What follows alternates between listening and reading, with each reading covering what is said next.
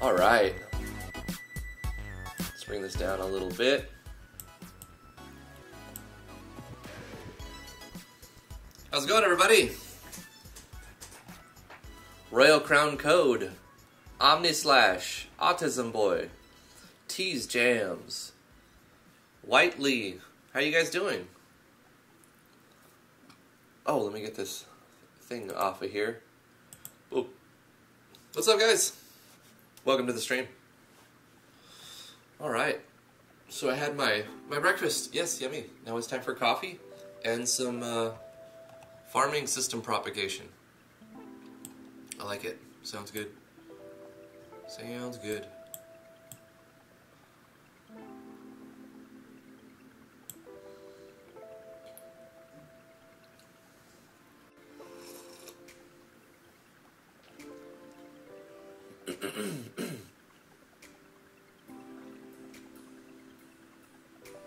Do I know about Delta Rune, aka Undertale 2? No. Sounds cool though.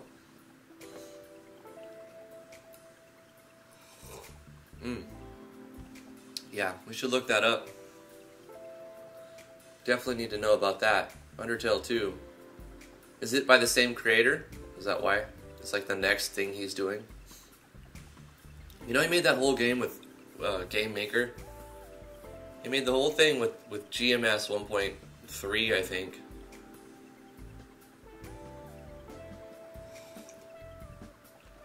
He's probably using GMS 2 now.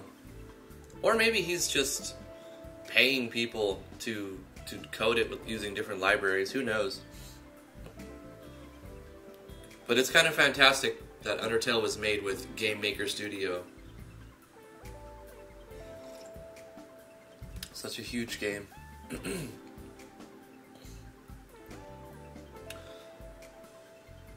Well, anyway, thank you guys for coming to the stream. Really appreciate it. Let's get started. I need to finally finish this. We keep getting distracted with other things, which is good. But now we've got this set up so that we can propagate it and test them quickly and easily. So let's do that. I'm going to actually copy from 2 and paste here. And all instances of 2 are going to be instances of 4 now. So farm crop type, we're going to go with crop type 4.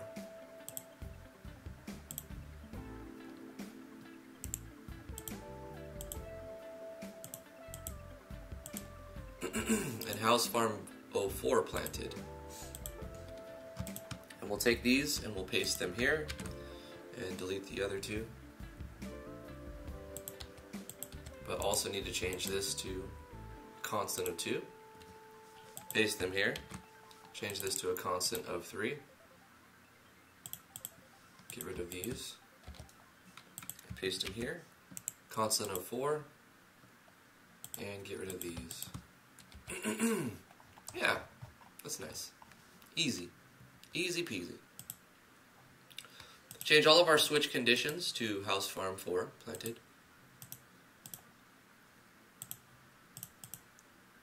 We also need to check the variables that are for the right phase. So we're looking for house farm 04 phase.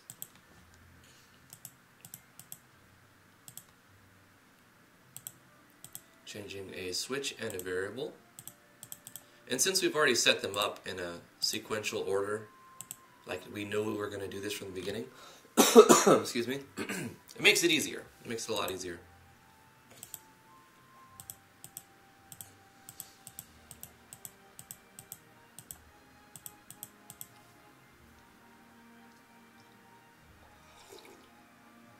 No slurping for you?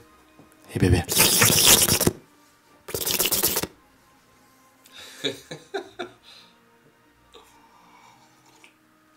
The strange things we do to show our love.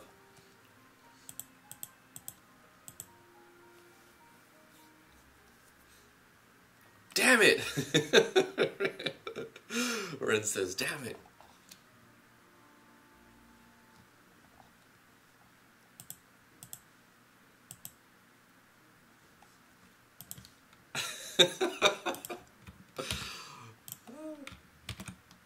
We got to edit our event that handles the actual farm itself. So we changed all of these conditions to house farm 02 from 02 to 04 crop type.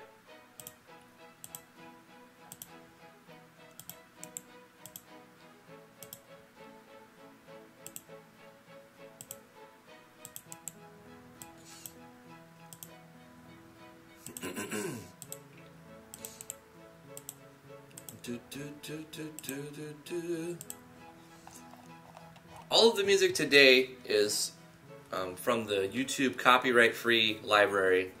Because I'm tired of getting hit by copy strikes. Copy strike!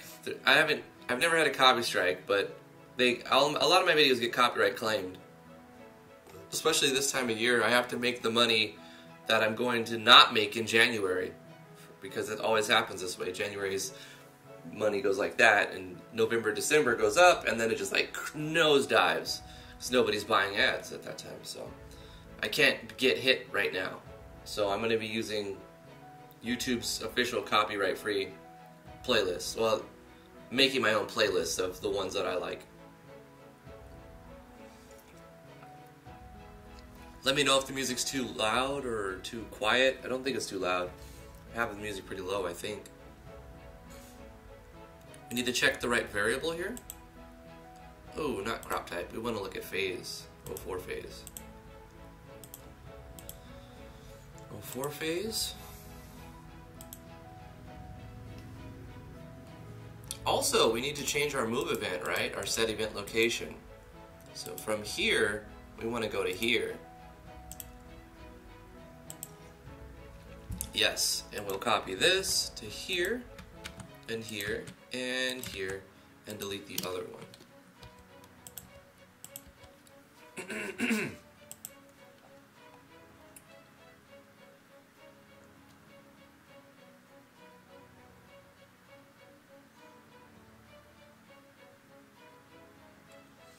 What's that, Omni?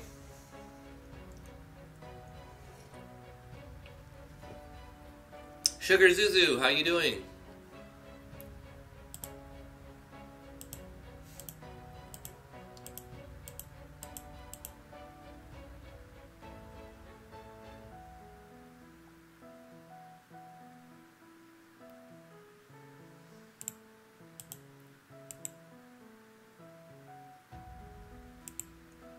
We need to set this back to here, not on the second spot, but on the fourth spot, and change the variable we're looking for to 04. Back to 0 though. Heartless Angel, how are you doing? Thanks for coming to the stream.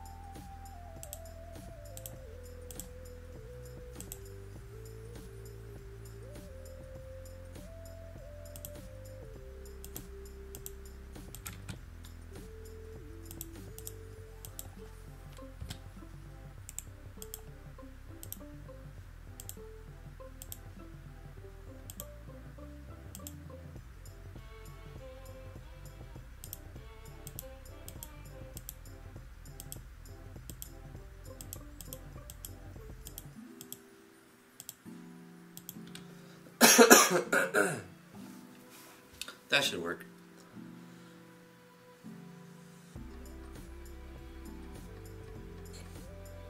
You added autosave. Oh, that's cool. Did you use a plugin for that, or are you just using script calls and or some evented system? More hints. Rin says, currently in database hell again? Oh no! On my project, I keep trying to fix things for balance, and now I'm working on skills and elemental types for both characters and enemies. Balancing can be hard. It's no joke.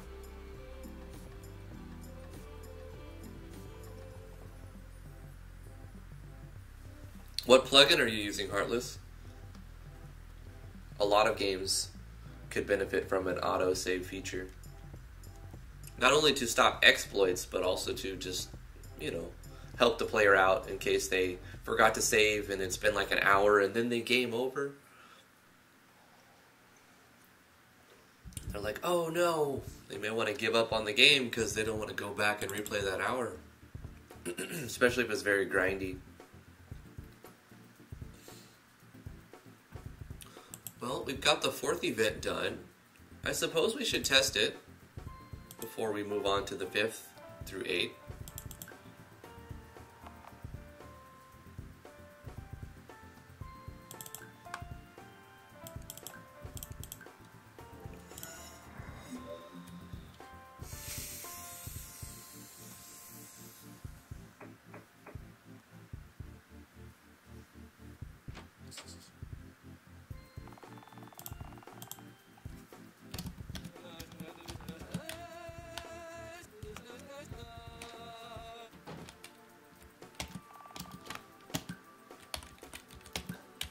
Let's plant carrots, let's plant potatoes, let's plant strawberries, and let's plant cabbage.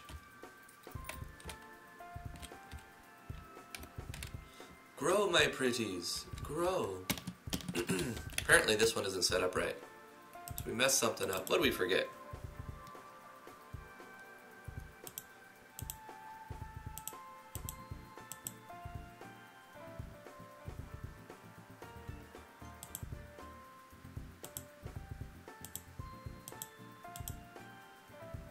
Probably something over here, huh?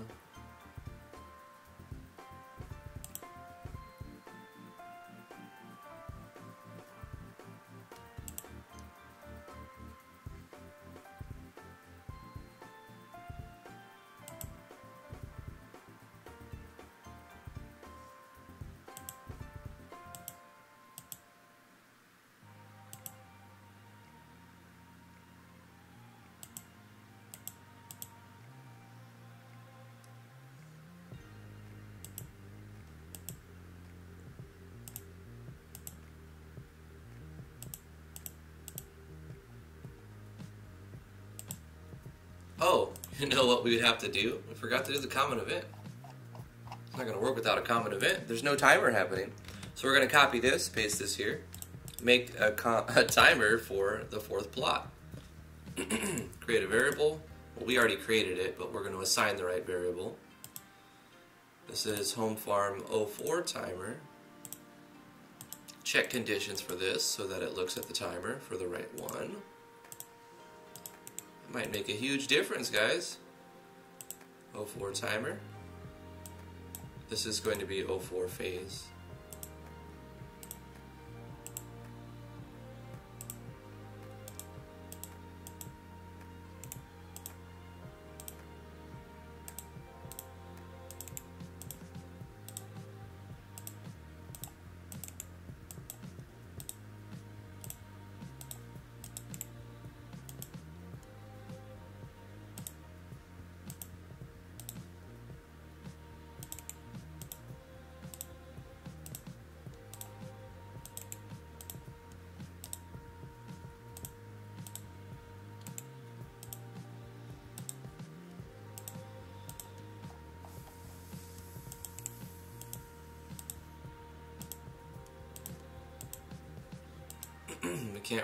We can't forget to reset the right timer. So let's do that as well.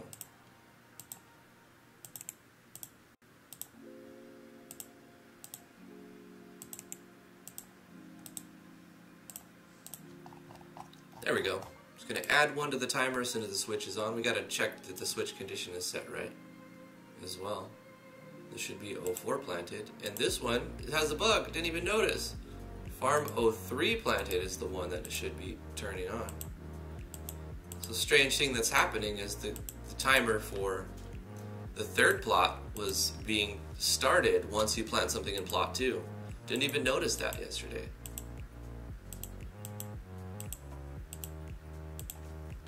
Should be all 1s. These should be all 2s. All 3s. All 4s.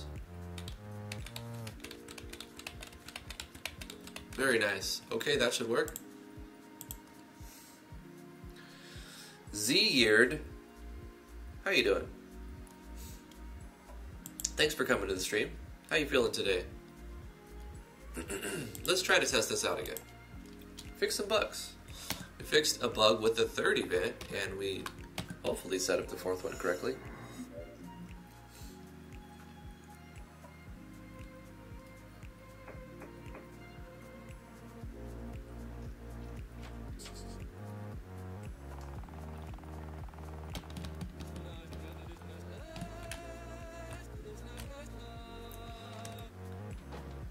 Thank you, Heartless. Let's plant cabbage here. Let's plant potatoes here. Let's plant strawberries here. I called them starberries.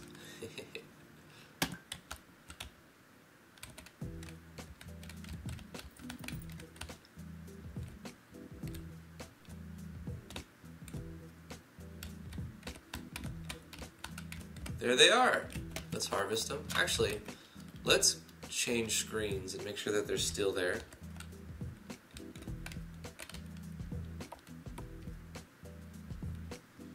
They stayed. Okay, let's harvest. Nice. I say starberries, but then I also call them strawberries, so I need to fix that. Let's call them strawberries, because that's what I originally intended. Wait, did I replant those? Or are they just continuing to plant themselves? Something's not turning off. These are just repeatedly growing, so there's something wrong here. After this goes like this. Phase is being reset to 0. But for some reason... we're turning off the wrong switch. Bang. Turn off this switch. Not the 3, but the 4. That should fix that. Let's edit the database and fix the typo. Strawberry. Starberries. How did I do that and not notice? It's funny. Strawberries.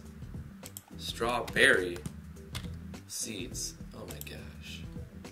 It was way off. Starberries seeds. New item, self-planting plant.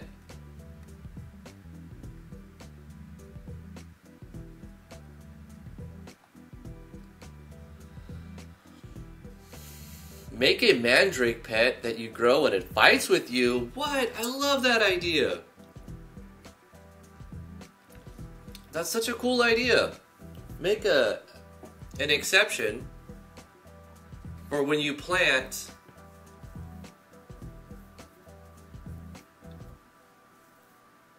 yeah, but I wouldn't do it in this home garden. I would do it like in a special spot, like I don't know, like think of some kind of theme that would make it grow. That's a very smart idea. I can make like this map that has very, very weird soil. And then if you plant something in this one patch, if you plant the right thing, it takes a long time, but it grows a party member. A Monster Rancher feature? I guess so. I kind of like that idea, I'm not gonna lie. It's a pretty interesting idea. Yeah, it's gotta be like in some, maybe like the FSM forest tiles, you know? if I get a good map and a good spot for it, I'll do like the similar system that I have right here, but it'll be longer.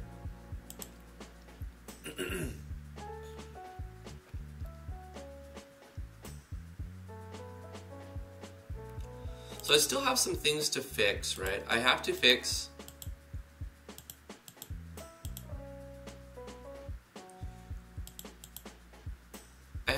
change the duration on all the timers by adding a factor of 10, adding a 0 to everything on the timers. And then I may have to change the numbers here as well. Divide this entire thing by another. Just change it, put a 0 here on the division, and that should fix it. Also, I'll need to add a 0 on the plus modifier that I'm adding here, plus 360, plus 540, and on this one, plus 1,800. So it'll be 1,800, 3,600, and 5,400. And I also need to take this system and put it on the other events. You know, we should do that now. I think that's fine. Actually, we'll wait. I want to keep it 3 seconds so that I can test them all as I'm adding them. But then when we have it, I'll need to go in and change the timers a little bit. And then when I change this around, I'll copy paste this to the other events.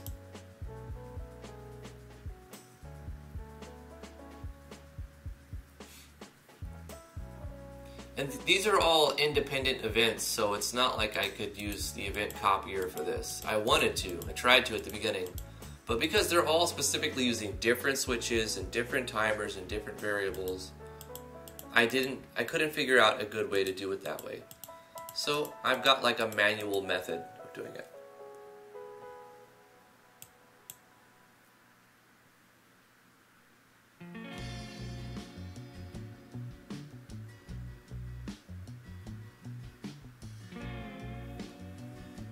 You're gonna give me a new event to prototype from.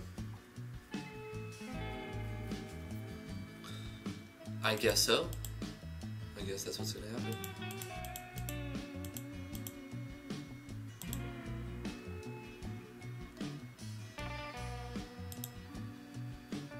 Okay.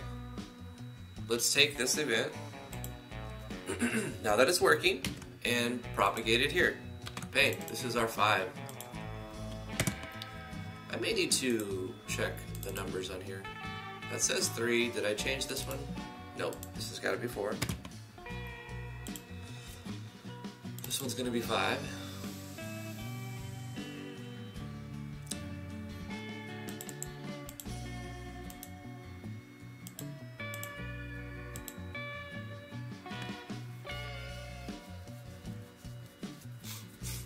Oh wait, not timer, crop type.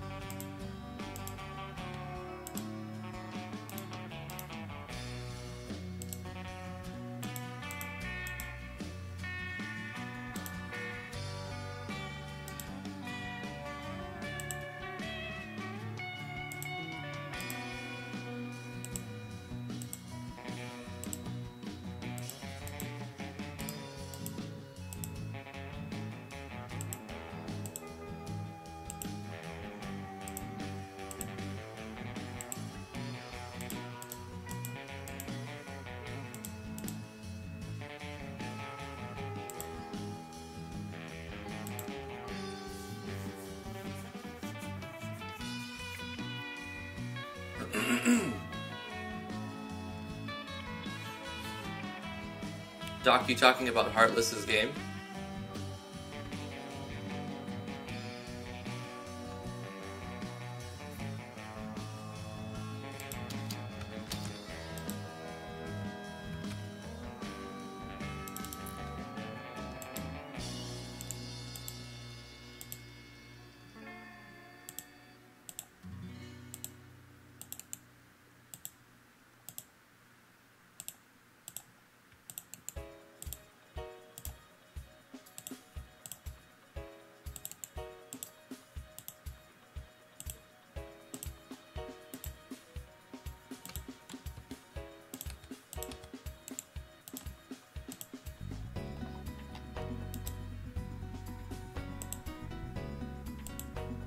wait, this is the wrong spot. At this point, we need to move it here. Yeah.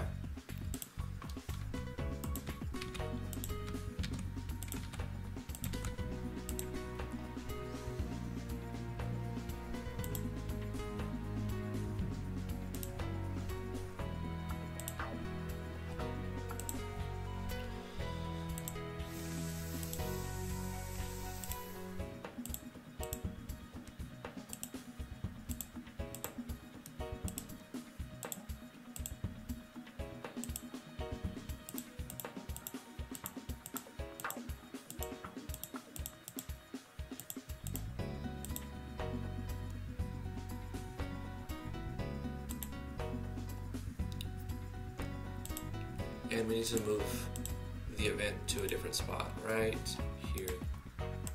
Okay. And we can just copy this and put this over here.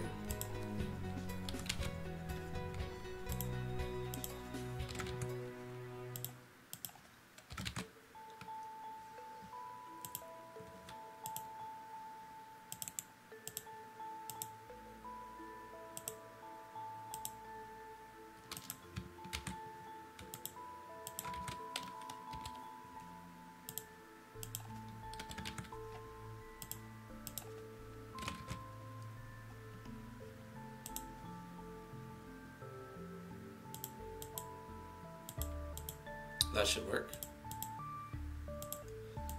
We can't forget to make the common event this time, so let's do that. Common events, we'll copy the 04 and put it on here. This will be the 05. And we need to change the switch condition. Change the timer that it's using. 05 timer. Got it. Change the conditions that it's checking so that it's checking the right timers. And put them in the right phase.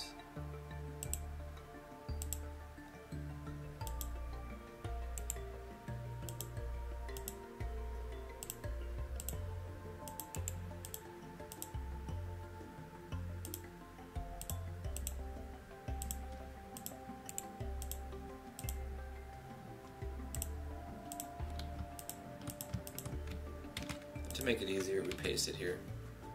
Delete that and that. Paste it here. Delete that and that. Paste it here. Delete that and that. And we need to make this checking equal to 1. Checking equal to 2. Or setting it equal to these numbers. We also need to change the conditions that we're checking so that it's checking the phase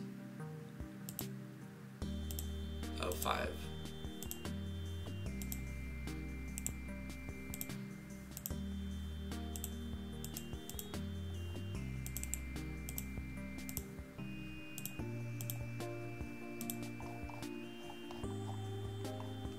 This will be easy to change when we add it.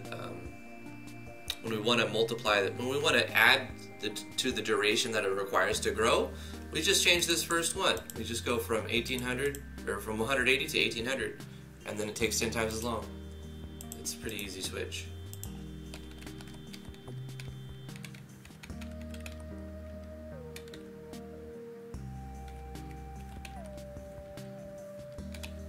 Nice.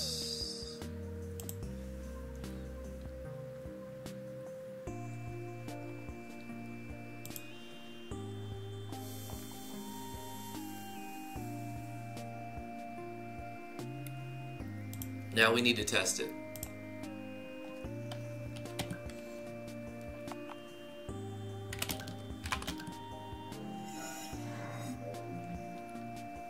Mars 123.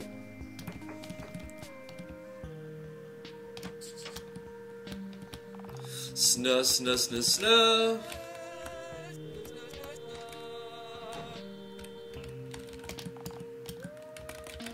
Carrot seeds. Potatoes.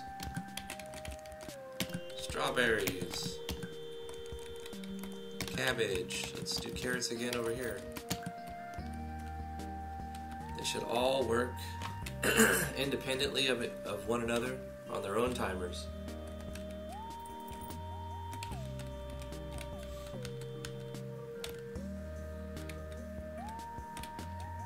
Seems like they're working fine. Can we harvest it?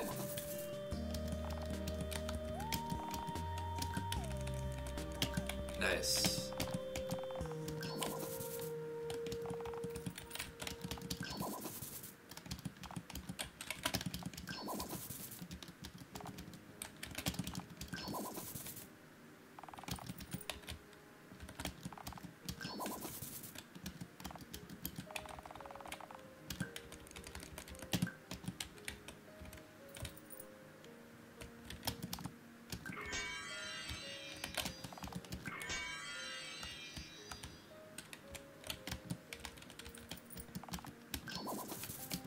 Alright, works fine.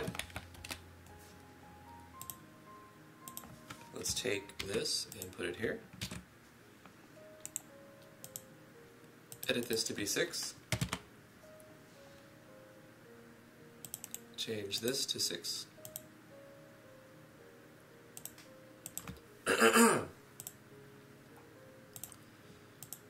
And this switch to B6.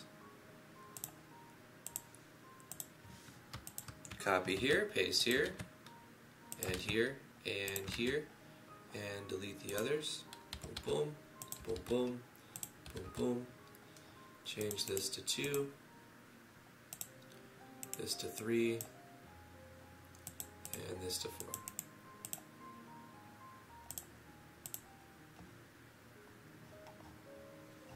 That looks right. Go here, change the condition to 6, planted.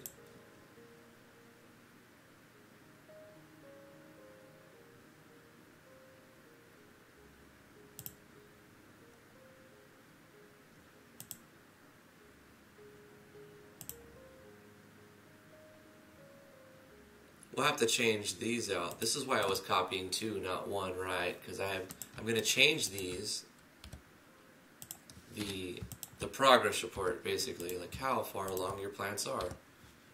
They'll be changed for each event. They'll check a slightly different variable. Excuse me. Kind of congested. Plant 6 here, phase 6.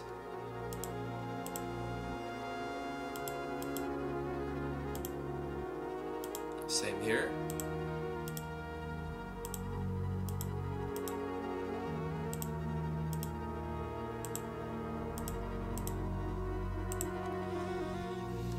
And that's done.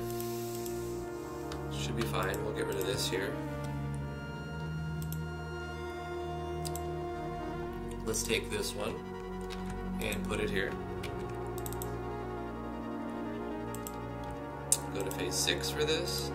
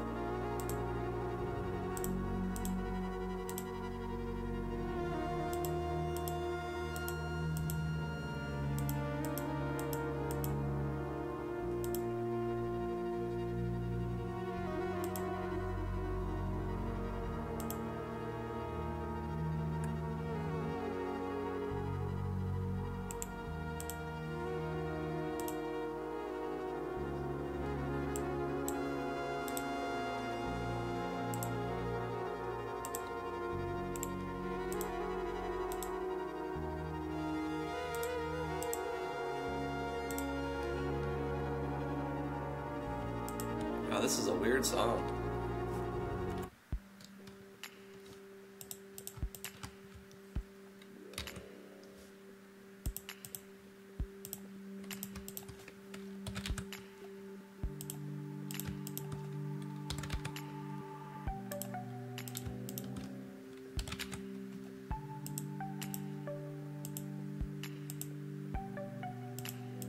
I think that should work now. Let's make the 6 timer.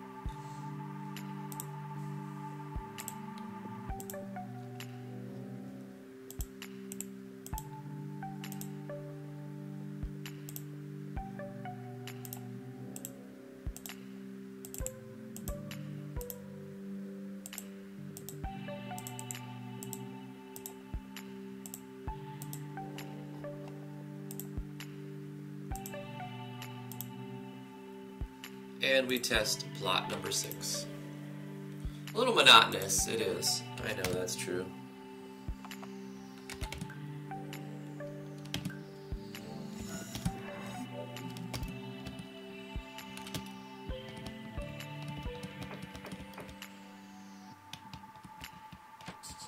Your work laptop crashed, that sucks. I hope we get that fixed. Did it overheat?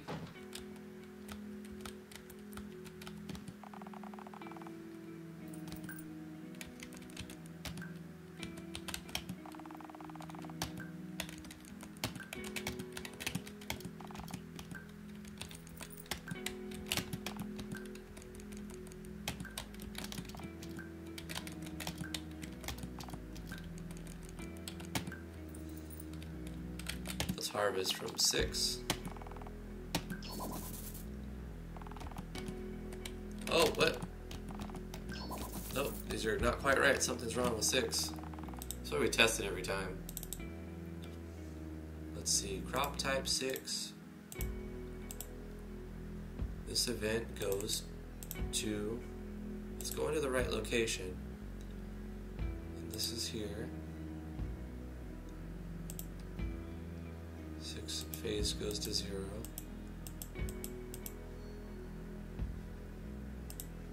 It's probably in the timer somewhere.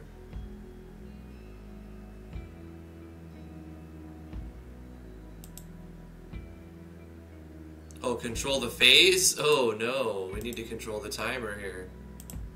Control 6 timer. There we go. Oh my gosh. That was probably the issue.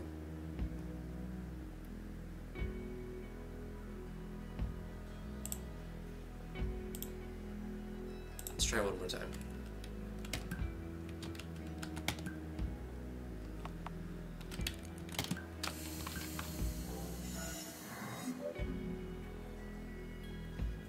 I want to see you guys play a random encounter game RPG with 2 steps equals a monster.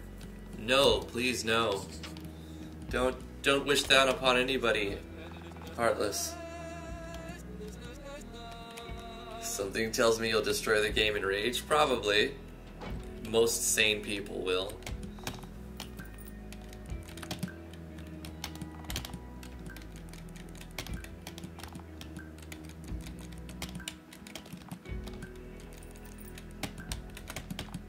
It's surprising how many games do that, though. Okay, let's try to harvest this way. This time, again. Got carrots, and they disappeared. Hey, it was the phase that was the problem. Potato.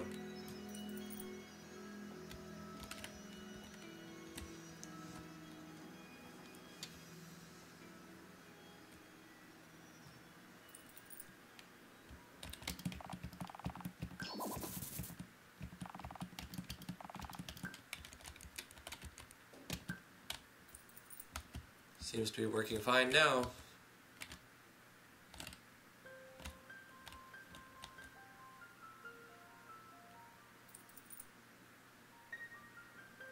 Yep, that's the best way. Get rid of random encounters and just make it evented. Erase events. Okay, we're almost done. We got 2 more to propagate.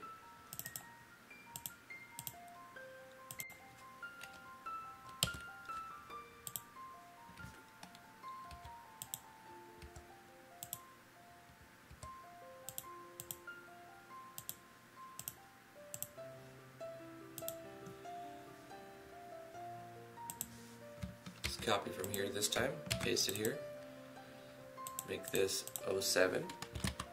Did I turn this one from 01 to 06? Yeah, I did.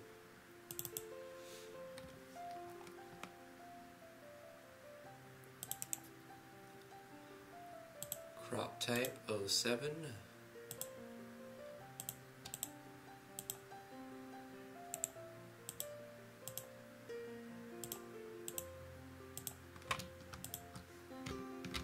Here, paste here, delete, delete, turn this to 2,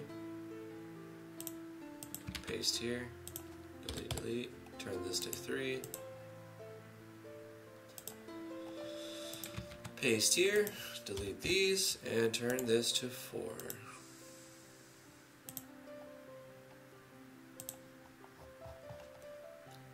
And then we change our switch conditions to 7.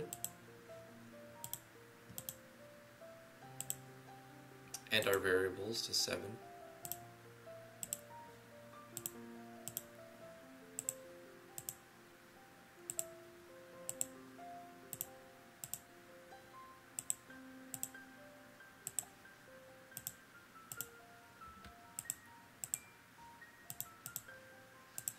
That's done. Let's take this event here, paste this here, edit this. Change the variables to 7.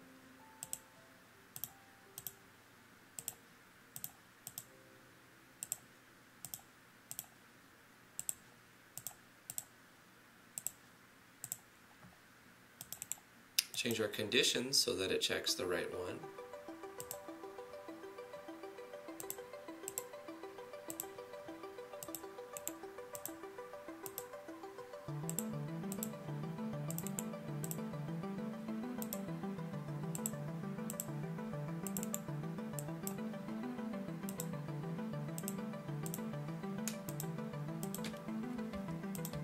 Change our set event location so it puts it in the right spot. Copy, paste that. I think this page is done. Let's change our event location here so that it puts it back to the right spot. Change our variable to check the right phase. And we can copy this thing, because this is the same on every page.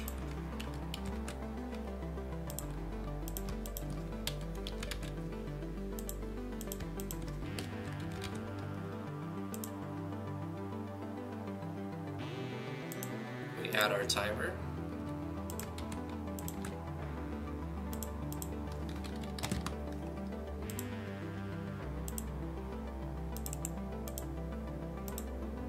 Select the right variable to control our timer. Check the conditions so that it's looking at the right timer. And give its instances what happens for the right phase.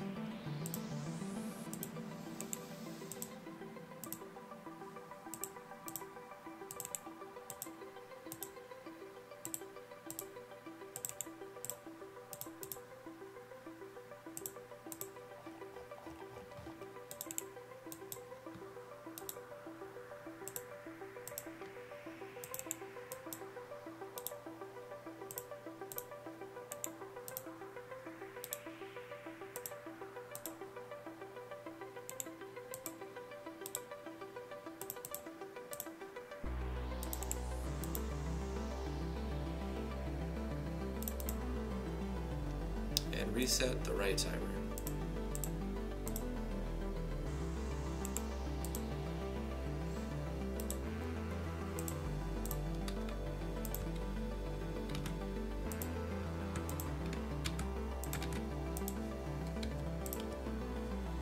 Finally, let's not forget to turn off the right switch.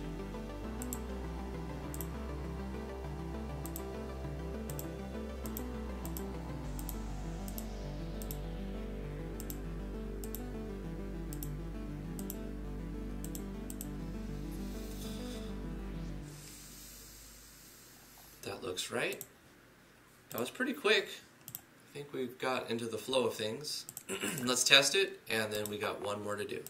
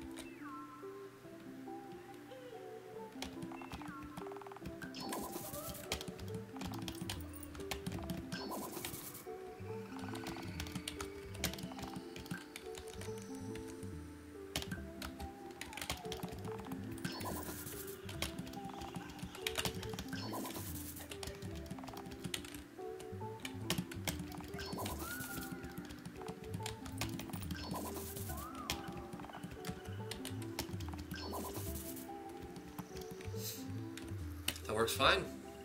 Very nice.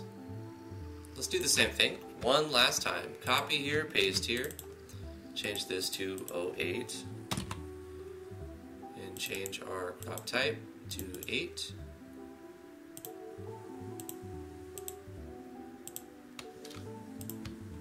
And the switch to 08 planted on. Copy that, paste that, paste that. Paste that, delete this, change this to 2, delete this, change this to 3, delete this, change this to 4.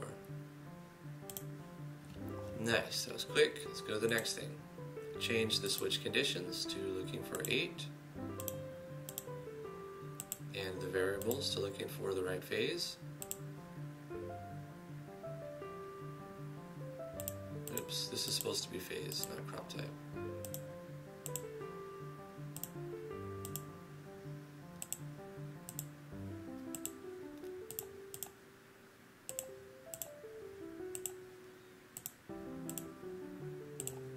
And that's done.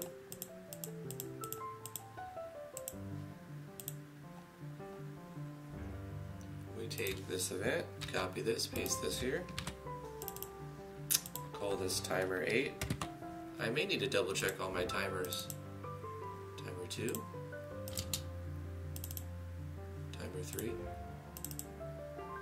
This is timer 4. This is harvest time 5. Harvest time 6. Harvest time 7. And this is harvest time 8. We're going to be checking the variable for home farm 8 phase here. You can do that for all of them.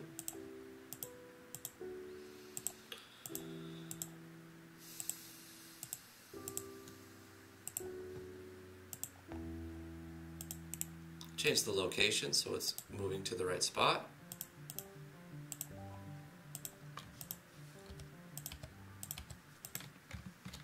And put those here.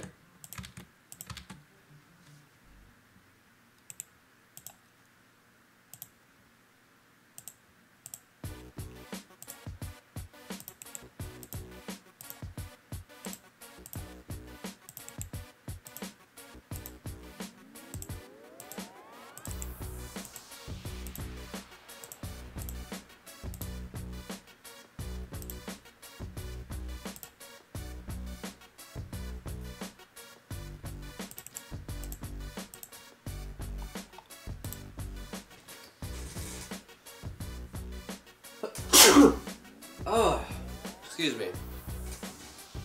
Oh, it's a rough day, man. Rough day.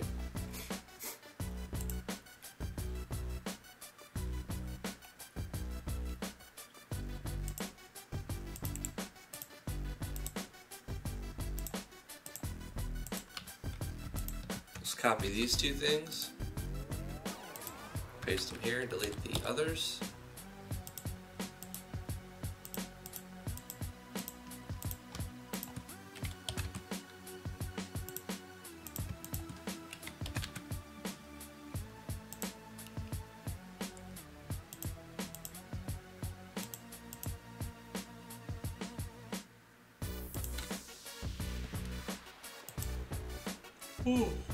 I think that's it. Man. A lot of rinse and repeat going on, but I think we've got it. I think we did it. We need to set up the timer and then do some testing.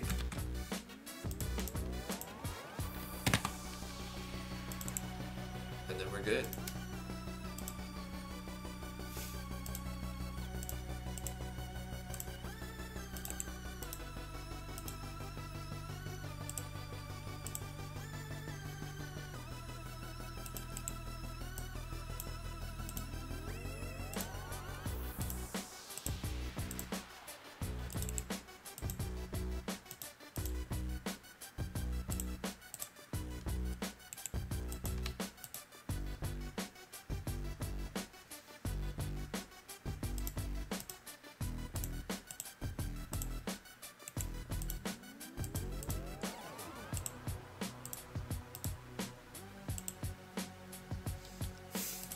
Copy these two, paste them here, delete this and this, turn this to a 3,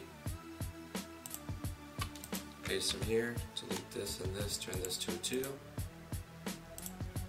paste them here, delete this and this, and turn this to a 1, and the switch condition, or the conditional statements.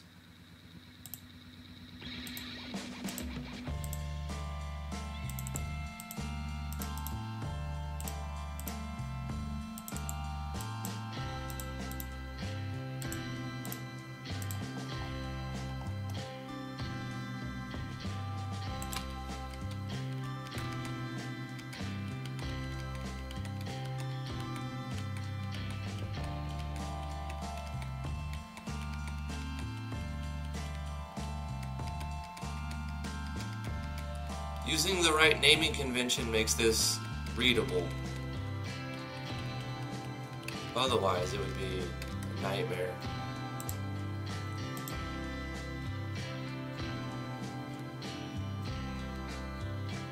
I think we're finished with the farming system. Let's test it out. Finally, wow.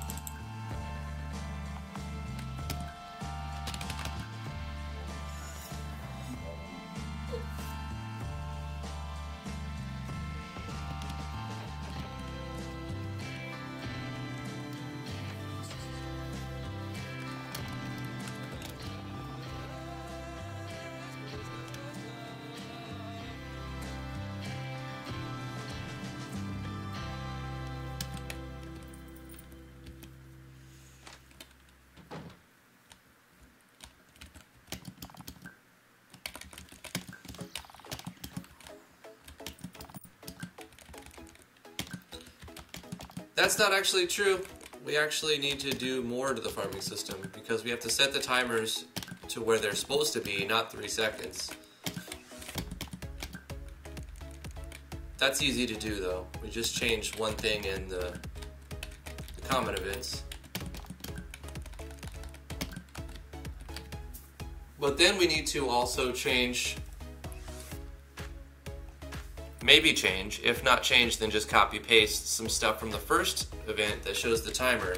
We're gonna add this thing to all of them. I'll show you what I'm talking about. We plant seeds, let's plant some potatoes here. And if we check them, it says what percentage, 3%, 18%, 31%, 39, 45, 51, 56, 61. You can see that it goes up over time and lets the player know what percentage of the way they are done. And we want to do that for all of the events. So at any point the player can come up to them and look what percentage of the way they're done.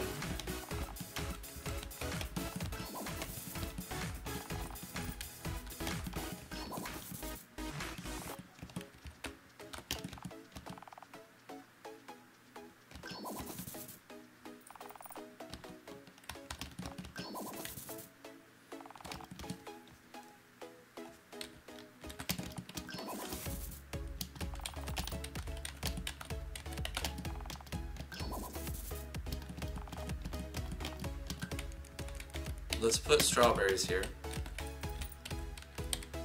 and make sure that it's working.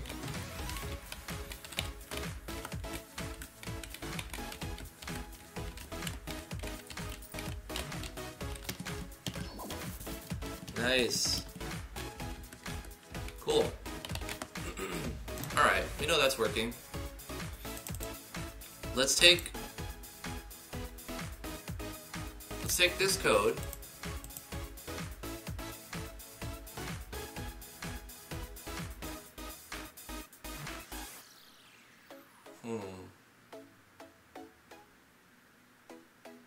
Only thing we have to change is the timer that it's using, and we'll have to increase this division on each one.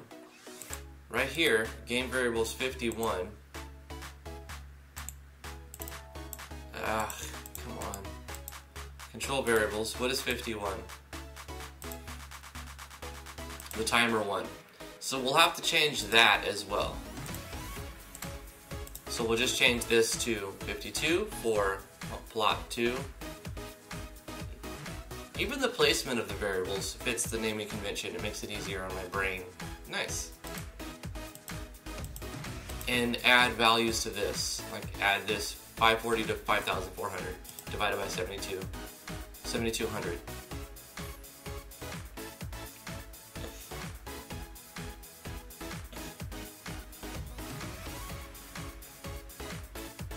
So that shouldn't be too hard. We're using the same variable, crop status report, for all of them. It'll be fine to share that because the player can only check one plant at a time. So there's no way that it could be a problem there. Nice. So let's increase the timers and then also change the flavor text and the division, the arithmetic. So it's easy to change the timers. To make it take 10 times as long, we just require another 0. And that's it, really. Go in here and be like, it takes 3 seconds for phase, but now it takes 30 seconds for phase.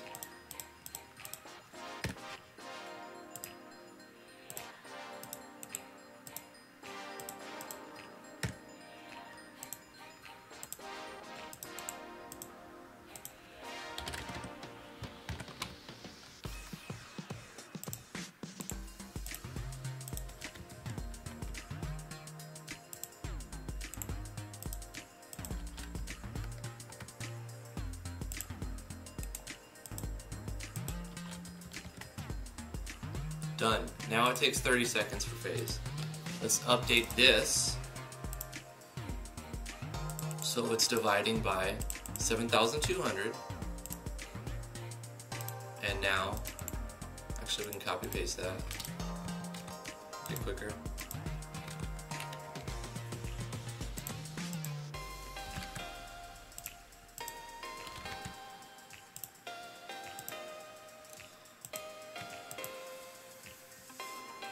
This variable needs an additional 0 here.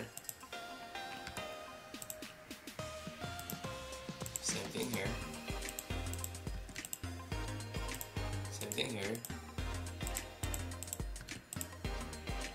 This is the same.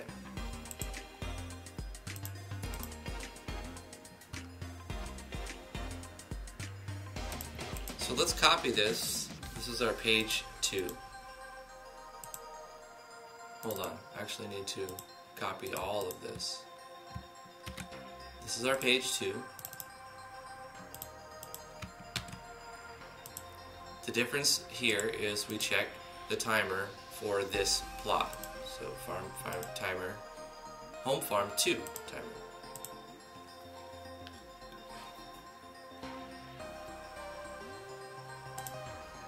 This one will be for 3.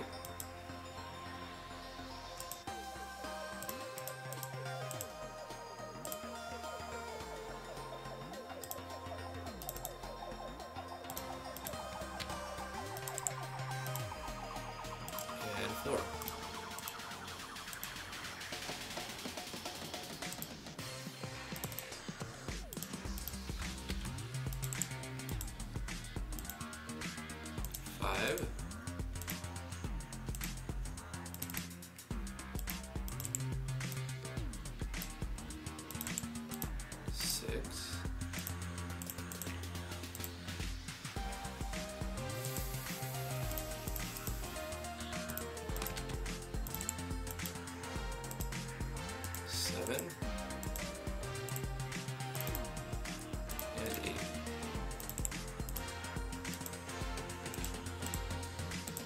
Alright, let's go back to 1 and get page 3.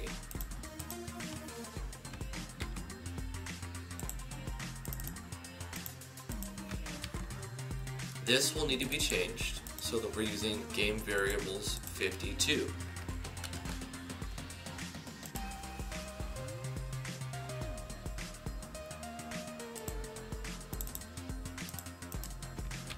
And this is now 53.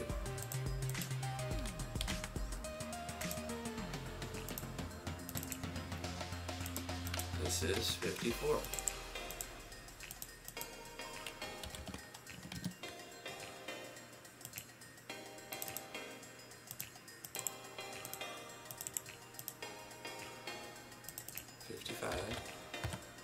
Oh no. Darn it. 55 plus 1800.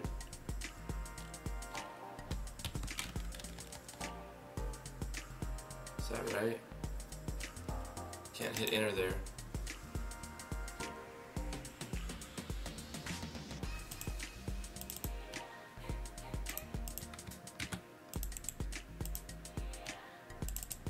$56.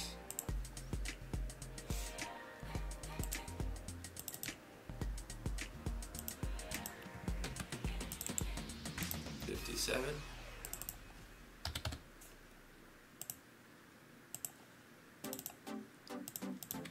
And $58.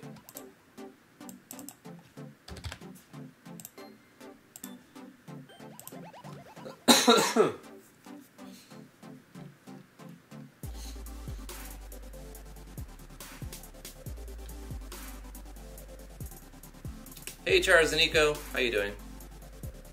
Hope you're having a good day.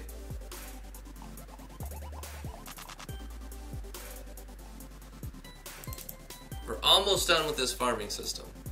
We're just doing the player notification stuff.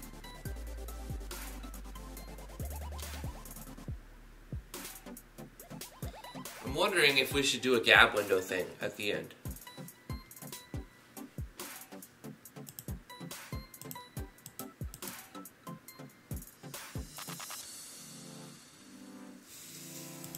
So for the next page, we're just changing the value of this to 3600.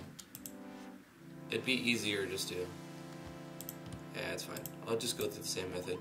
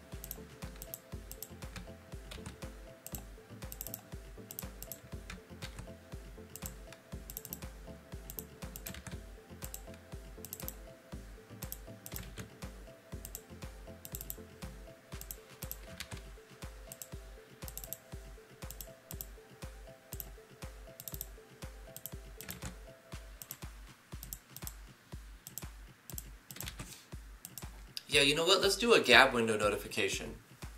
When the plant finishes growing on the plot, I want it to notify the player if they're in the dungeon. Just a little clink.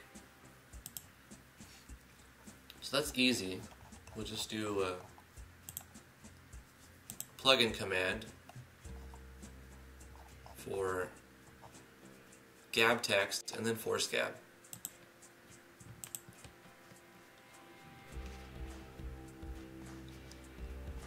So copy this, put it in here, and when it turns off the switch, or right before it turns off the switch, we're going to do this, gab text,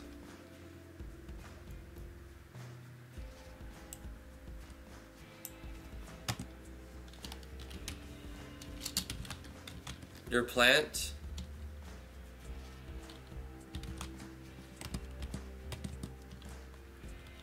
in spot 1 has finished growing. Of course, now when we let the player know what spot, I think it's kind of like weird the way I numbered them from bottom right to top left. But no, it's like opposite. Bottom right, 1, 2, 3, 4, and then above that 1, 2, 3, 4. Like, that's just very weird. I don't think I need to let the player know what spot it's in. They're all in the same area. We can just say one of your plants has finished growing. That makes sense. One of your plants has finished growing. One of your plants has finished growing. Exclamation. Yay! We can also do a sound effect. It's a gab sound. Yep. Not apple bite. I want to do the... I suppose we could do the apple bite one. Yeah. Let's copy that.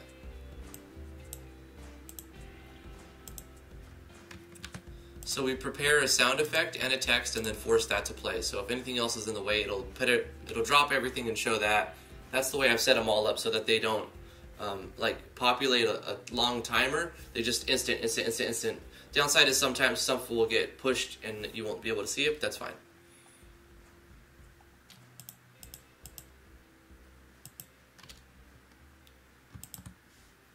And we can copy this and put this on the same spot for each of these.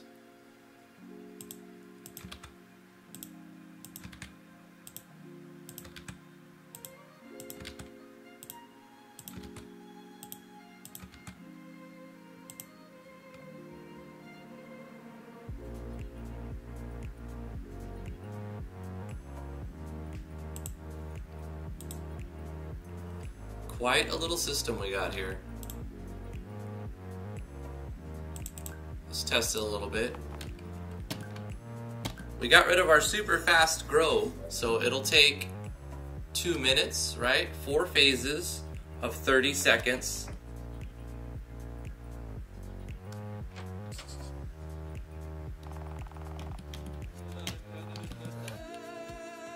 But we can do stuff for 2 minutes. We'll run around and test stuff. So let's plant carrot seeds. Let's plant potato seeds. Let's plant strawberry seeds. Let's plant cabbage seeds. We'll do the same thing. Carrots, potatoes. That didn't work. Strawberries and cabbage. You know what we could also do? Is add an else handler.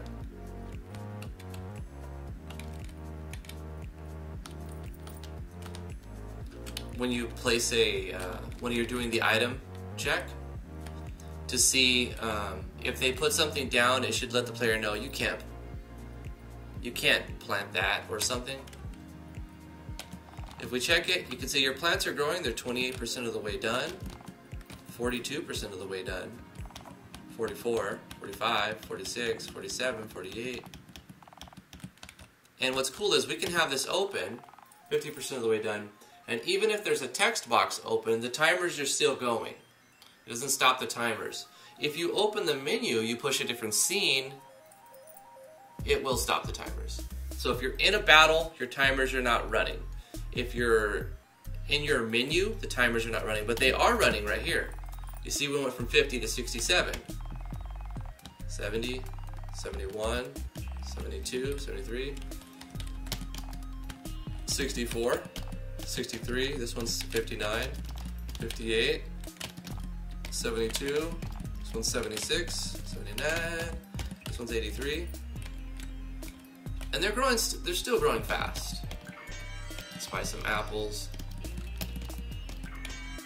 We may even want to double the time it takes to grow your plants.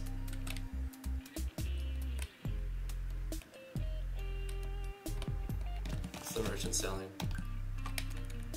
If we're in the shop, it also stops, right? Let's buy some stone.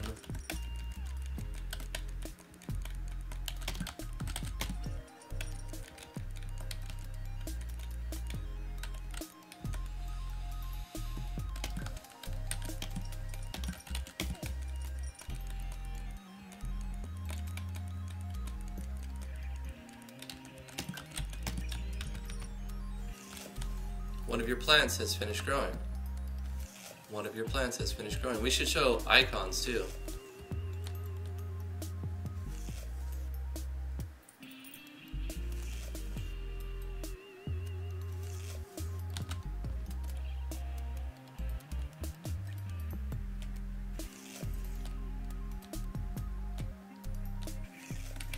So if we wanted to show the appropriate symbol, like if we were growing strawberries, we wanted to show strawberry icon on the, how would we do that? Just conditionals, right?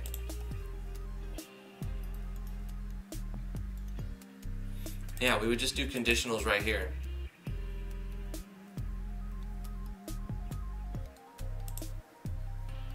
So we would have to check the, not the phase, but the type. So let's do a conditional right here, new conditional branch.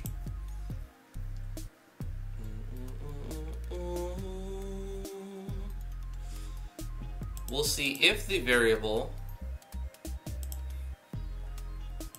home farm 01 crop type is 1,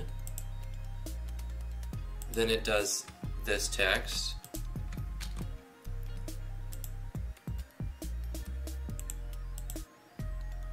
We can do an else. Copy this, put this in the else handler, and then this is 2.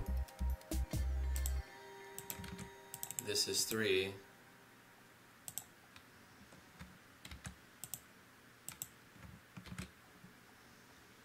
And then this is 4. Actually, we don't need to have a condition right here. We delete this condition, paste this here. If we added more types, we'd have to elaborate on this as well. So if this is 1, 2, 3, otherwise, you know, it's going to be 4 because there's only 4 types right now. I am reading chat, kind of. Let me scroll up.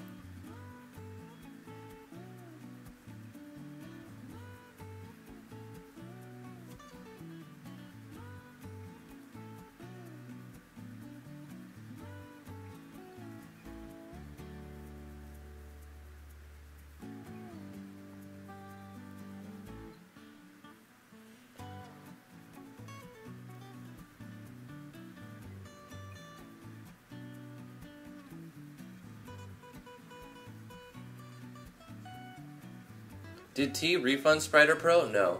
We don't want to use G2A. I don't like any key scalping site. I'd rather not use them. It's bad for the devs in the long run. Don't use G2A if you can afford not to.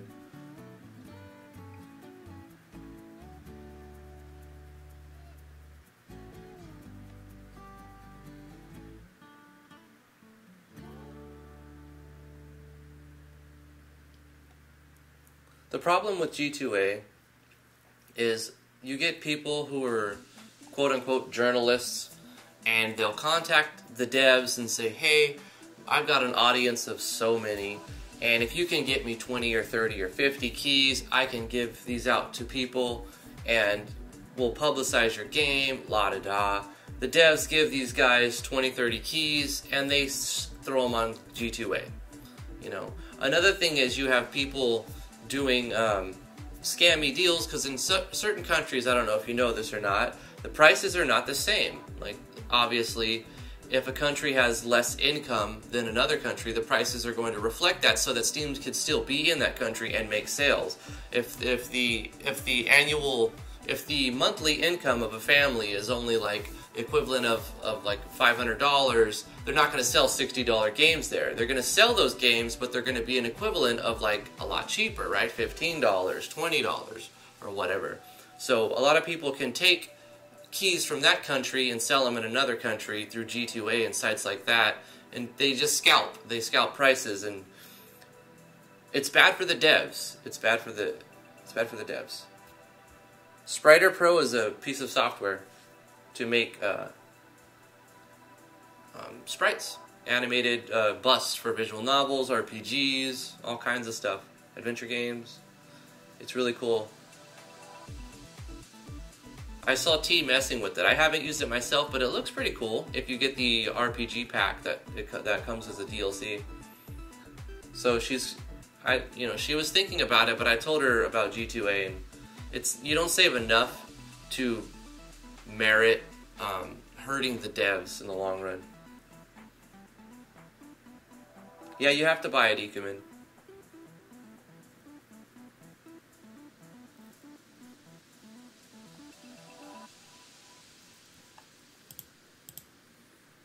But you see G2A advertised last year or 2 years ago, they were like everywhere. Every stream site had G2A, sponsored by G2A, blah, blah, blah. And most of the streamers didn't really have any bad intentions. They didn't know that they were representing a bad corporation. You know, they're just trying to make it, and they got offered a deal, whatever, $1,000 to keep their icon up there and talk about it once a stream or something like that. You know, they made $1,000, $2,000 if they would get commissions on stuff too. So I don't really like hate on the streamers who are repping G2A. It's their deal. That's fine. Everybody's got to make money, right? But I won't do it.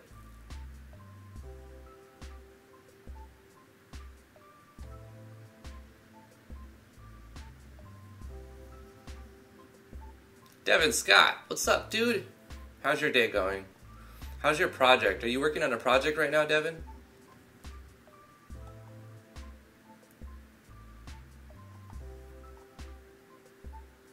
Buy my game, it's only $666. Makes sense. You know what? You should put it on sale for $6.66, Heartless. That's a reasonable price. RPG Maker game. I mean, that's still cheap in the overall setting, but it's kind of catchy. Make sure that it's after tax. That's the final price. It's kind of hard to do in other countries, but I'm sure you can set that up through Steam. You know what was funny? What was it called? Was it Factorio, or was it? It was one of these sim games. They refused to do like the $29.99 because it's a $30 game. They're selling for $30, and it was exactly $30. Like, you see, every game is $14.99, $15, $20, $19.99, even $59.99, $29.99. Like the 1 cent thing. They're like, nah, we don't want any of that BS. $30. Our game is $30, and they wanted that penny. They needed to have that penny. And then I thought, it's kind of they're going against the current, you know. Whatever. But then, like a month ago, or even 2 or 3 weeks ago, I noticed they raised their price from $30 to $35. I'm like, these guys, aren't you supposed to lower the price of your game as it gets older? Nah. And they just upped it up to there's $35 now. If I'm thinking of the same game, they want $35. It may not be Factorio. It was another one, I think, but it might be Factorio. It was one of those, like, not Prison Architect, but the one where it's like Prison Architect. Yeah, one of them I saw. I was like, I knew that game was $30 because I was looking at it, and I noticed the difference that it wasn't $29.99, it was $30 even, and now it's $35 as another one.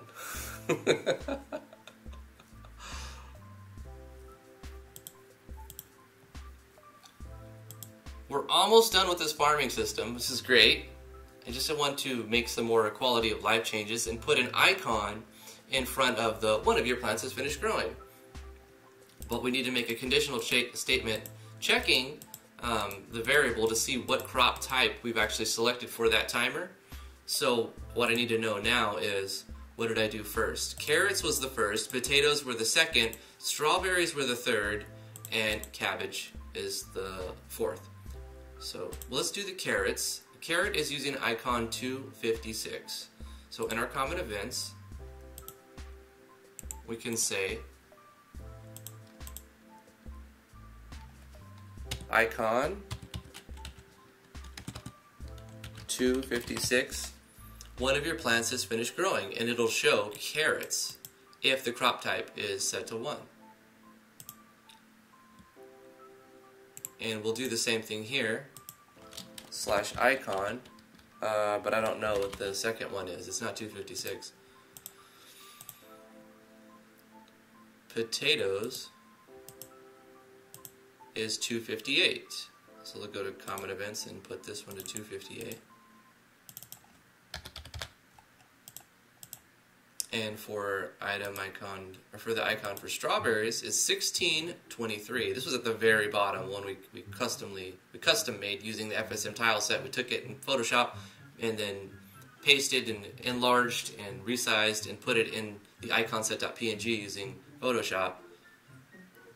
So it's at the very bottom, 1623 for strawberries.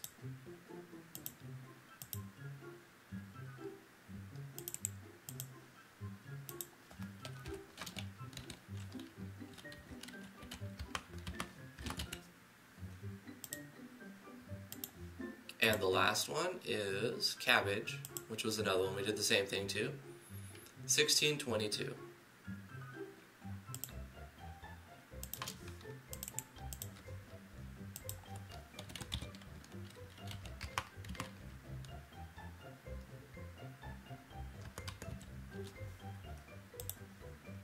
Wait, was that right? 22, 23. Oh, because we made the 4, and then when we made this one, we're like, hey, I like the 1 instead of 4, and this way I made this one after, but this is actually 3 and this is 4. Okay.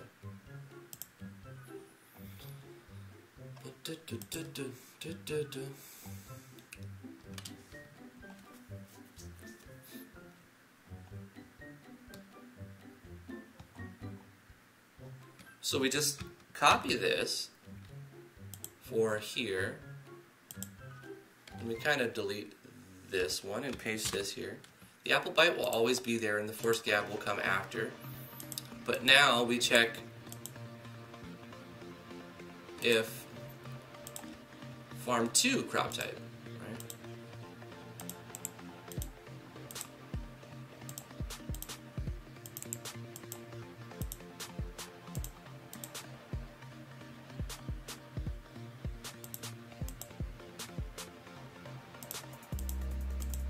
We only need to do it 3 times because the else handler is the 4th one. We'll have to change this ending part to do another if else when we add more things we can plant. For now, I'm going to stick to something simple. 4 is fine, because after we add more than 4, I'll have to add Yanfly's add self variables and additional self switches so that we can have like 26 self switches. But we don't need to do that yet. We'll do that later. So this is fine. Copy this, go here, delete this, paste this, and change the conditions from 2 to 3. Checking 2 to 3. From 2 to 3.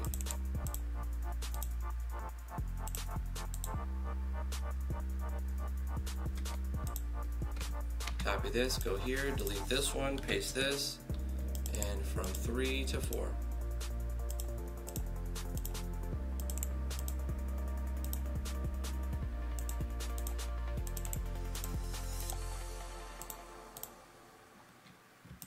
Copy this, go here, delete this one, paste this, and from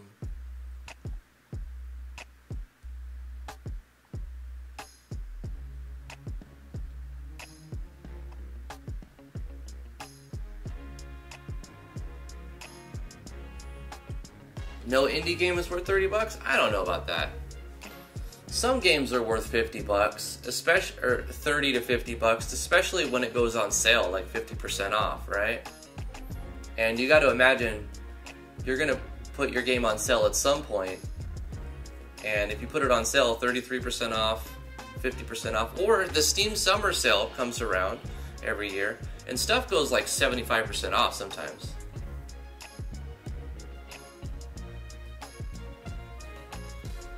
I usually only buy stuff on sale as well, OmniSlash. Some games I'll pay full price for, especially if it's no more than $15. I think $15 is a sweet spot, really.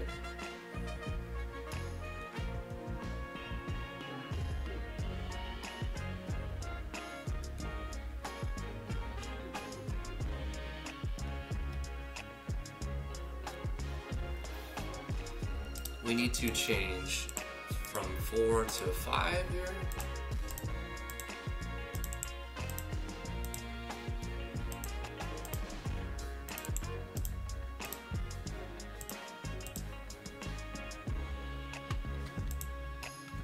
Copy this, delete this one, paste this. From 5 to 6.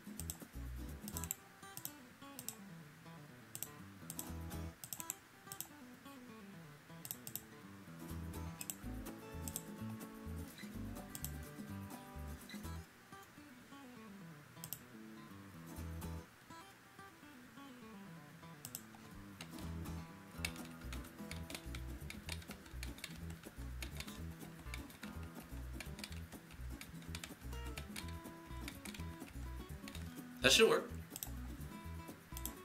Let's test it one more time. So now when we look at it, or not when we look at it, but now when it's finished growing and the gap window pops up, it will let us know what type of plant has finished.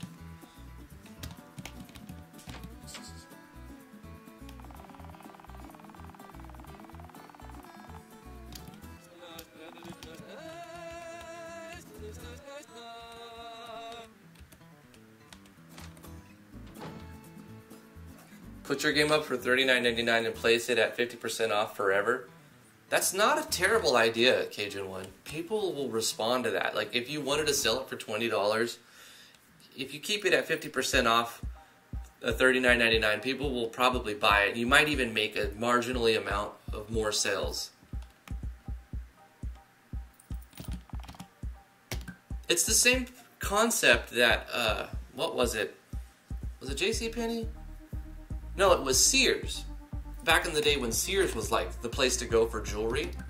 This was a long time ago. I don't know if they're still in business, so there's something to consider as well. I don't know if it had anything to do with the pricing, but what they would do is they would mark up the value of their jewelry like a lot, like 300%, 400%, and then they would say 75% off. And they would sell it for 80% off.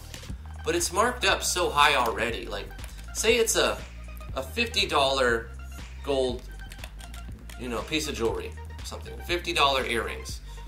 Let's do 100. Let's say really, really nice gold necklace, whatever, a thin necklace for, it costs about $100 of gold. Well, they would sell that, they would market that at like $599, right? Like a 600% markup. And then they would be like 75% off.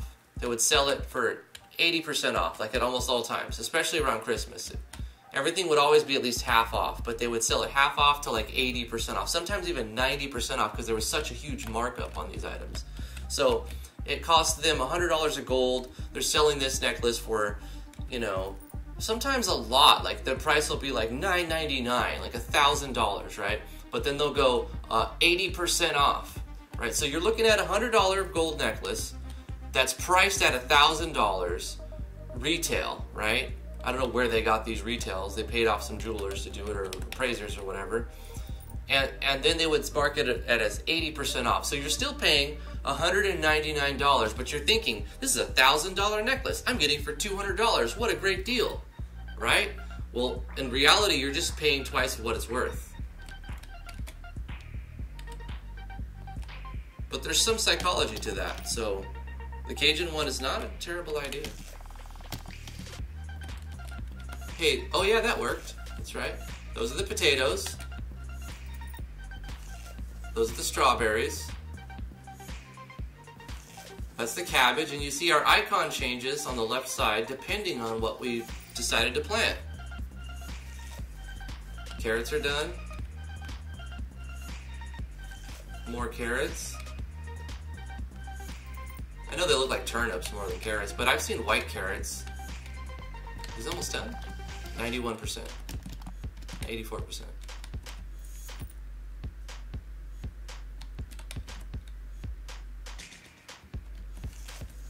Cabbages.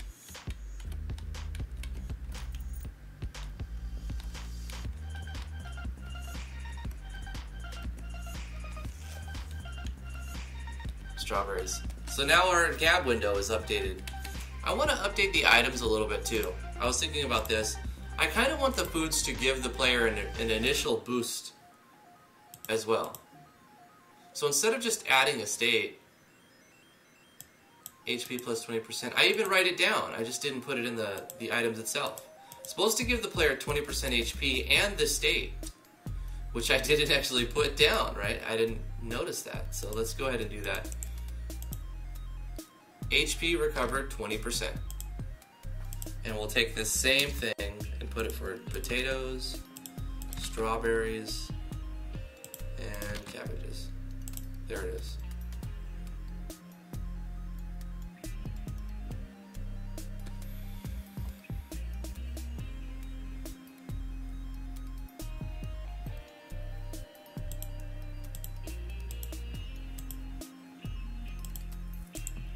Let's use 3 letters for the state. I'm gonna edit my naming convention a little bit. Raw carrot, raw potato,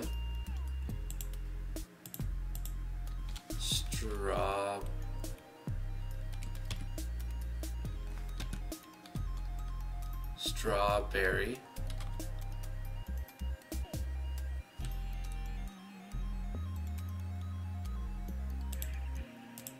raw cabbage. $2 super chat from Devin Scott. Hey, thanks for that. Hey, want to help with the question? Do I? Yeah, what's up? What can I help you with, Dev?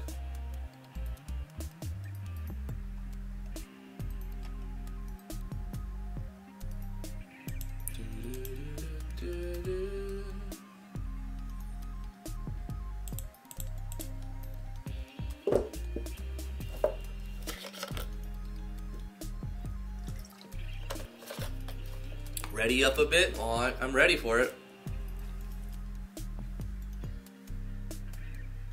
With crowned and iconvo?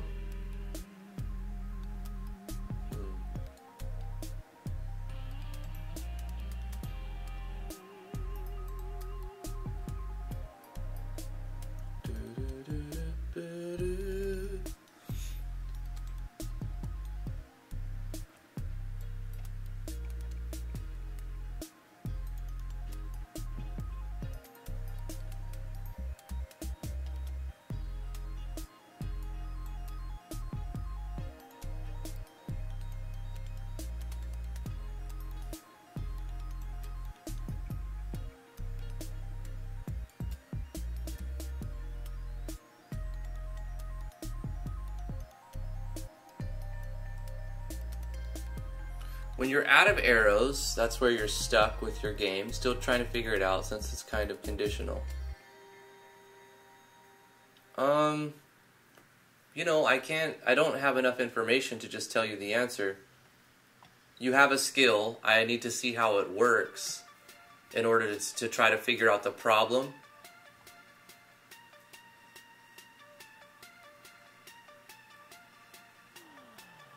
Ask Thrifty, only $3.99.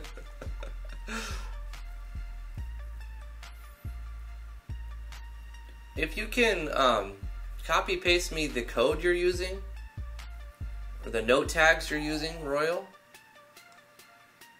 for your shoot skill. So apparently the situation is you have a skill that fires a bow using a weapon unleash. I love that plugin for Meonfly. So I may be able to help you. 100% chance. The shoot skill requires an arrow to be consumed. You can use items, skills consume items plugin from Meonfly. And you're saying it works until you run out of arrows, and then what happens? Are you still able to use the skill? And that's why it's broken? Currently on sale, you can ask Thrifty a question for $3.99, but it's 75% off, so that's a deal. Basically making an ammo system for a bow. Well, we have some time because I just finished up what I wanted to do with the farming system. That's what I had planned today. It's good, it's looking really smooth. So let's look at how you would fix that problem. Now, I don't know the specifics of your code, but I know you can use a plugin, skills cost items. Let's find it. Let me get a link in here.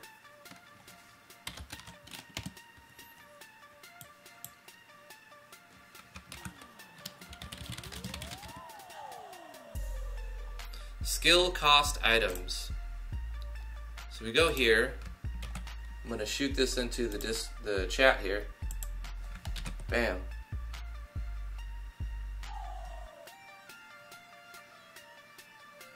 Do you know how to change the position of the enemy HP bar in Olivia's battle system? Isn't that in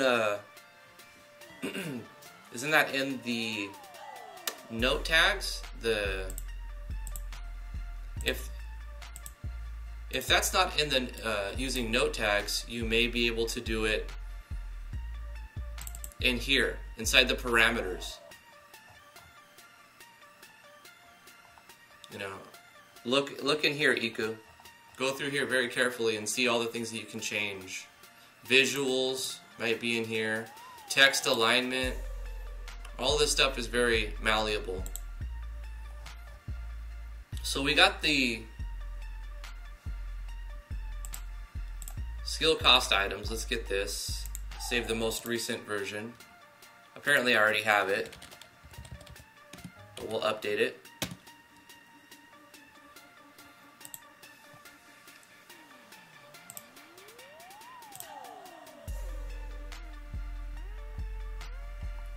I don't think I have it in use, but it should be under the skill and item core if I remember correctly. So let's go with YEP_skill. It may be an extension too. X It is an extension. So what is it an extension for? The skill core. So it needs to be under the skill core. So let's get this X skill cost items plugin and put it right underneath the skill core, which the skill core should be under the items core anyway. So we'll put it right here. I'm actually going to put it underneath Weapon Unleash as well, just because we're going to be using the Weapon Unleash plugin. So we want this to be reading this as it's consuming items. The problem is you couldn't switch ammo to do different effects using regular old attack.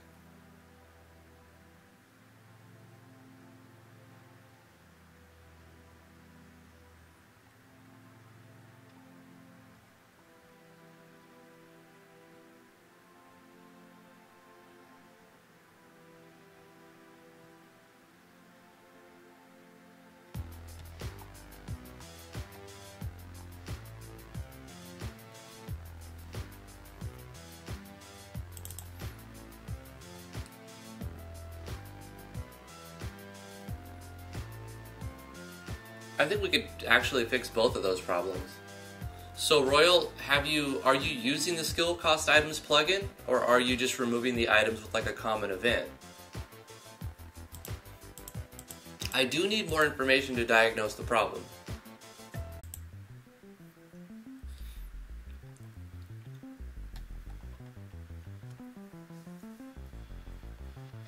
Yeah, it's a really good one.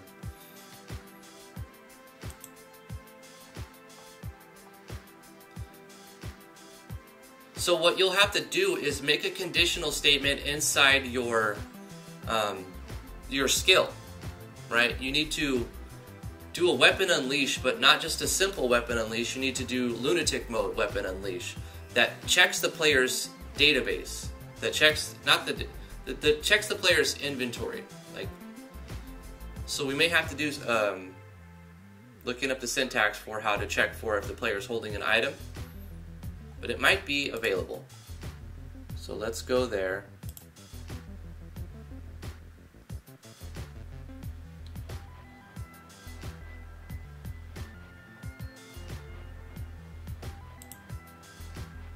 Let's go to this spot. I'm gonna pop another link in the chat for you guys.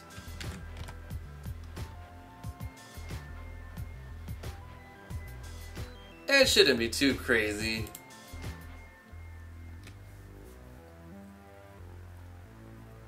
Conditional. I'm looking over here so you guys can see what I'm looking at.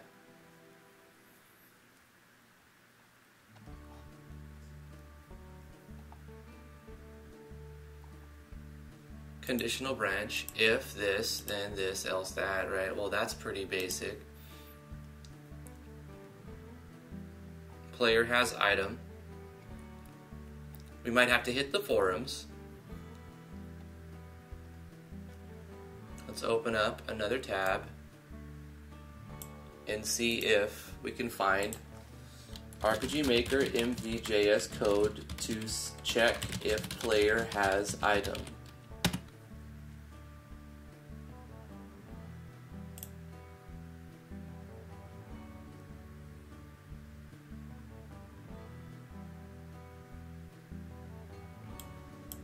So I found this. Gamefall team replies with create a variable in a script call or inside your lunatic mode condition. Item is data items. If gameparty.hasItem. So this is the code we're looking for. And gameparty.numItems is items. This greater than this. In this case, we don't even need to check with a logical AND. All we have to do is say if gameparty.hasItem and then put in, and you'll have to declare this as well, but you could actually do $game data items and then put the number of the item that you're checking. So what number item is the arrow? So in your lunatic code for the skill, Royal, just put in this part right here.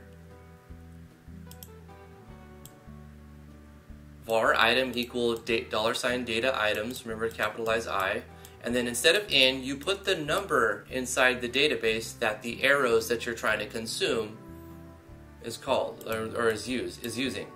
So you need to put a number right here for in. So you can say, right underneath that, you go if gameParty.hasItem, and you just literally type in item because you're already defining what this is. And then exclude all this. You open up your curly bracket after the second parentheses, so you add another parenthesis right here. Let me just type it out for you.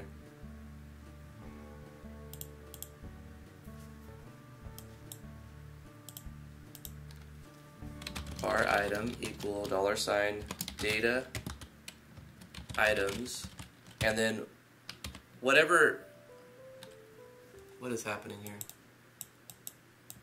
What just happened?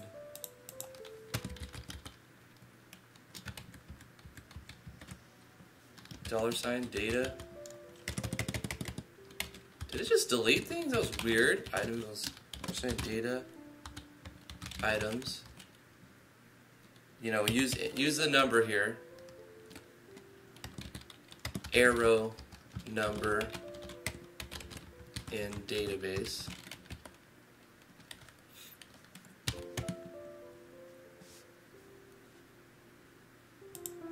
Put arrow number in database here if gameParty.hasItem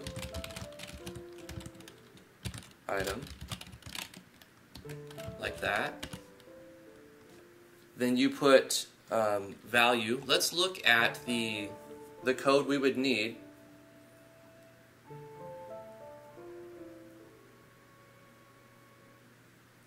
You won't have to do that, Rin, but you could probably do it like that.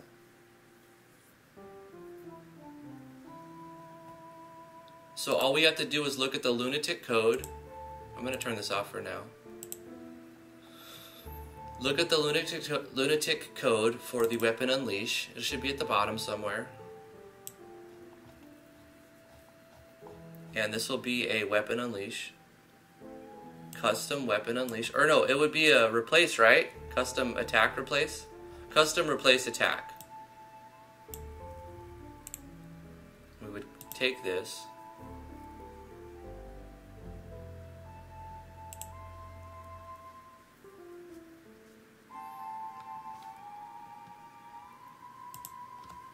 So you would have to do it like this.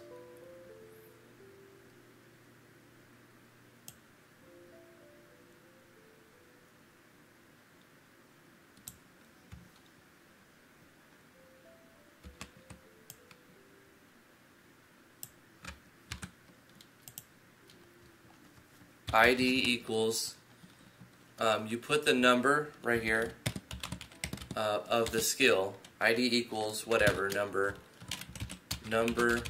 of the skill to use when you have arrows.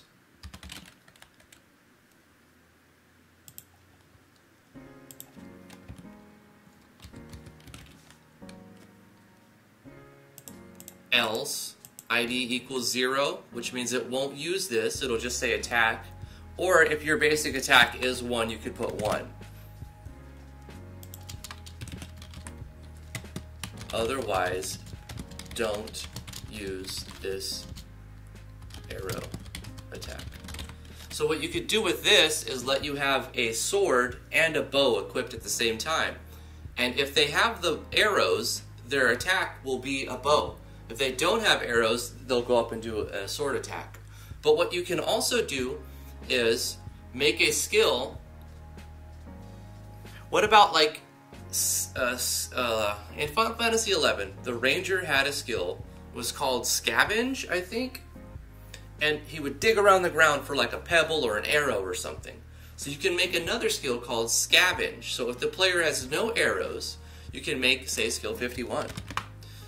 And what this will do is, instead of attacking that turn, he scavenges around for an arrow and finds an arrow. And you can make another skill that will let the player get an arrow off the ground using his turn, and that will give them an arrow. So the next turn they can shoot with an arrow. You'd have to make that skill, and that's a whole other thing. But that's an idea. So you can do it like that. Don't use... otherwise, use this attack instead.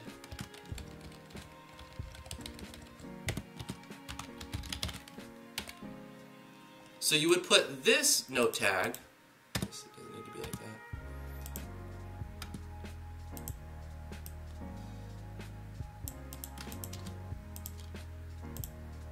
So you would put this note tag inside your attack for that character. Let's see, for the actor. You would put this in the actor or the class, or you can make a state that when you put a bow on it, you have that state. You can do it many ways, right? Do you have any questions about this? Because I got to end this stream. But that should actually do it. Change this to a number for the arrow, the item that you're using.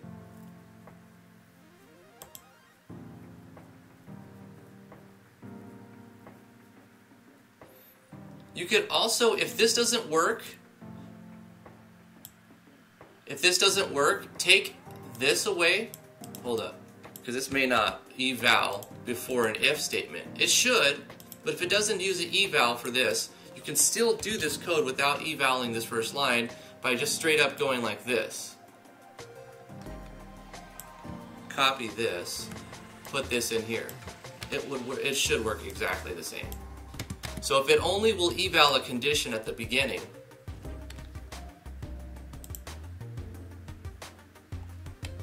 and then we'll just change this back to int, right? You get the point. Number. So you can just do this code. This is actually more efficient, less readable, but more efficient if this doesn't work off the top. You just change this number to be the arrow.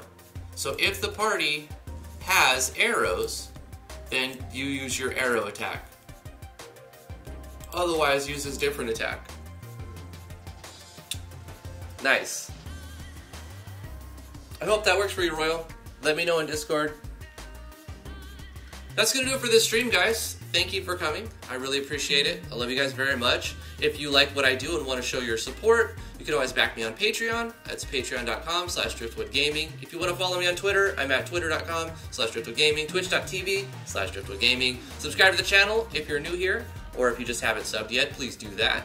Like this live stream to let me know you want to see live streams, you like it when I live stream, or if you just want to support me, give this video a thumbs up. The old thumbs up is nice. If you want to come hang out before and after the live streams, I have a Discord, links in the description below. We're going to keep it short and sweet. I love you guys. We'll see you guys tomorrow. Bye-bye.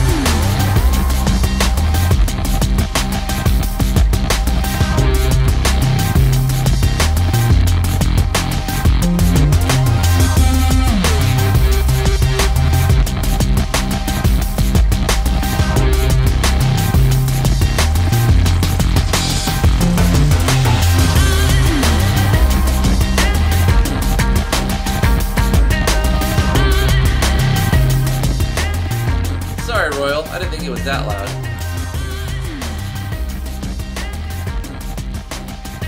Is that better? Is this like max volume where it should be?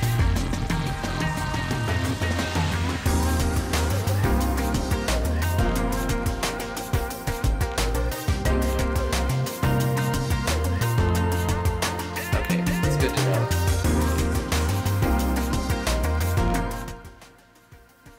I normally have it about this volume while I'm talking, like around here. And then for the ending or the intro, while I'm still eating breakfast, I'll bring it up to like right here.